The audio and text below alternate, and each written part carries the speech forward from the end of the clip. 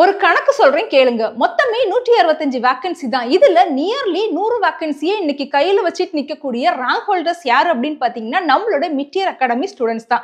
இது எங்க நடந்துச்சுன்னு தானே யோசிக்கிறீங்க. நடந்து முடிஞ்ச ஜிப்மரோட நர்சிங் ஆஃபீசர் எக்ஸாமோட ரிசல்ட் தாங்க இது.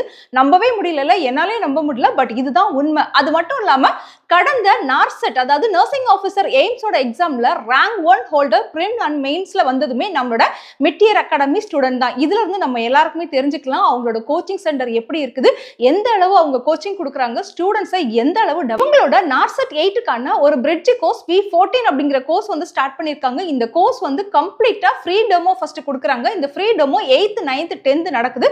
ஸோ நீங்களும் இவங்களோட அகாடமியில சேர்ந்து கண்டிப்பா வந்து ஒரு நர்சிங் ஆஃபீஸரா மாறணும் அப்படின்னு நினைச்சீங்கன்னா இந்த வீடியோவுக்கு கீழே நான் வந்து ஒரு லிங்க் கொடுத்துருக்கேன். அதை கிளிக் பண்ணி உங்களை ரெஜிஸ்ட்ரேஷன் பண்ணிக்கோங்க. அது மட்டும் இல்லாம கம்ப்ளீட் டீடைல்டு வீடியோ நம்மளோட நர்சஸ் ப்ரொஃபைல் அப்படிங்கிற யூடியூப் சேனல்ல இருக்குது. அதுல போய் பார்த்துக்கோங்க. தேங்க்யூ.